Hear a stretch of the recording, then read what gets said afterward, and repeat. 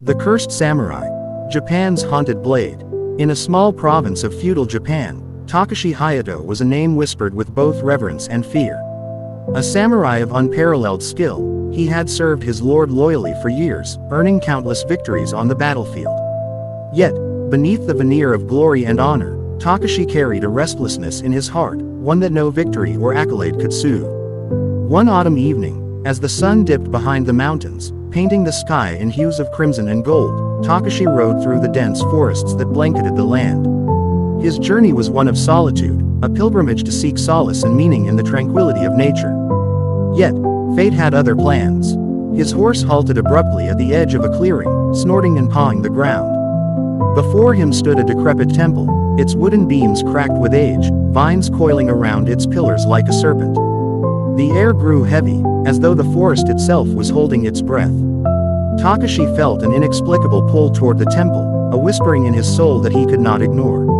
Inside, the temple was dark and silent, save for the faint glimmer of moonlight filtering through the broken roof. At the center of the room lay a pedestal, upon which rested a katana. Its scabbard was black as night, adorned with intricate red flames that seemed to dance in the dim light. Takashi approached, his footsteps echoing in the stillness. As his hand closed around the hilt, a surge of power coursed through him, electrifying and cold. The room seemed to darken further, and a chilling breeze swept through the temple. From the shadows, a figure emerged, a woman clad in a flowing white kimono, her hair a cascade of black silk, her eyes deep pools of sorrow. "I am Hana," she said, her voice both haunting and melodic. "You have claimed the blade, and now its curse claims you." Takashi tightened his grip on the katana, his warrior instincts battling the unease that gripped him. "What curse? Speak plainly, spirit." Hana's gaze pierced him. "This blade, Akai Hano, was forged in betrayal and bound with my soul. It grants its wielder unmatched power, but at a cost. You will know glory, but it will hollow you. You will know victory, but it will bring only sorrow. Until love can break the curse, your soul shall never find peace." Takashi scoffed. "A warrior's life is not one of peace. If this blade brings me power, so be it." With that, he sheathed the katana and left the temple, the spirit's mournful gaze following him. True to Hana's words, Akai Hano transformed Takashi into an unstoppable force. His strikes were faster, his strength greater, his reflexes almost preternatural. Tales of his prowess spread like wildfire, earning him the admiration of allies and the fear of enemies. Yet, as the victories piled up, so did the toll on his soul. Each night, Hana's apparition would appear, her sorrowful eyes a constant reminder of the curse. At first, Takashi ignored her, dismissing her as a figment of his imagination. But as time passed, her presence grew more tangible. He could feel the chill of her touch, hear the pain in her voice, and sense the weight of her grief. "Why do you haunt me, spirit?" he demanded one night, his voice filled with frustration. "Because you have bound yourself to me," she replied. "And I to you. Until the curse is broken, neither of us can be free."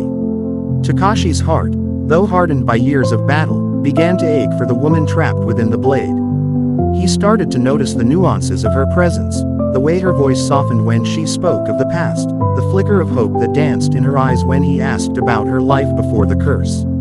One night, as the moon hung low and the world was cloaked in silver, Takashi sat by a campfire, the blade resting at his side. Hana appeared, her figure illuminated by the fire's glow. "Tell me," he said, his tone gentler than before. "How did you come to be bound to this cursed blade?" Hana hesitated, her gaze dropping to the ground. "I was once a village maiden," she began. "My family was poor, but we were happy. Our village was peaceful, nestled in the shadow of the mountains." Her voice faltered, and she took a moment to compose herself. "But that peace was shattered when a warlord descended upon us. He demanded tribute, more than we could afford.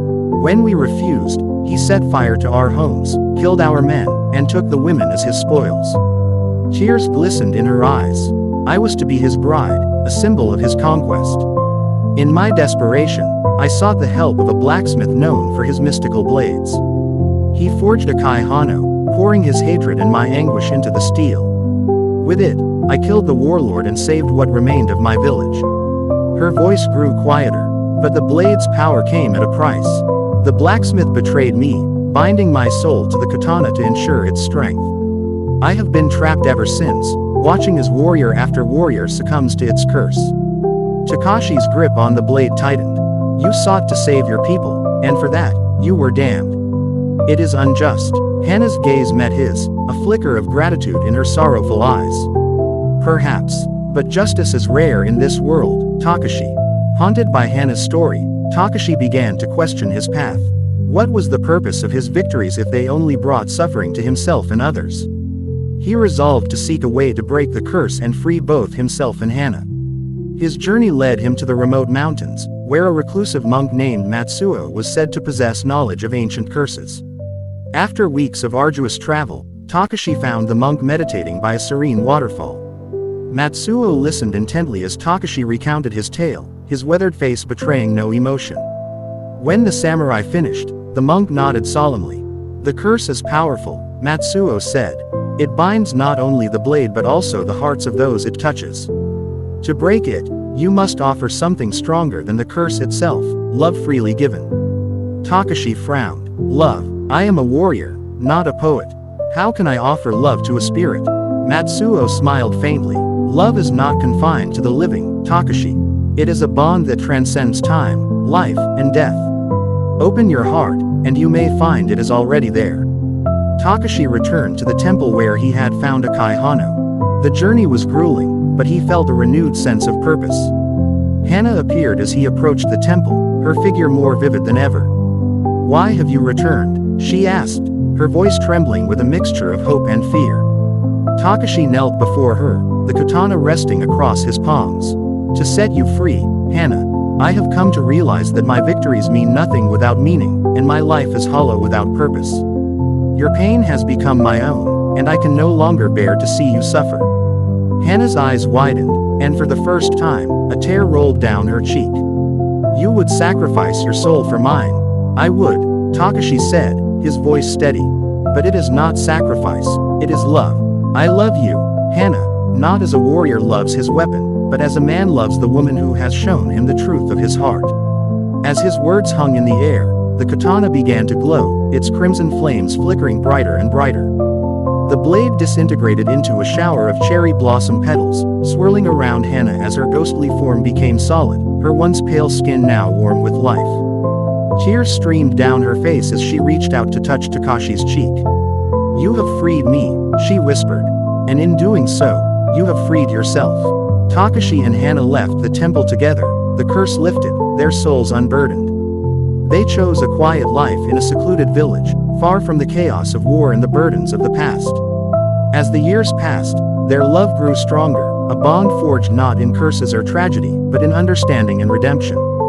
The legend of the cursed samurai and the haunted blade faded into obscurity, replaced by the story of a love that transcended even the darkest of fates. And so, beneath the blooming cherry blossoms, Takashi and Hana found the peace they had long sought, their hearts entwined for eternity.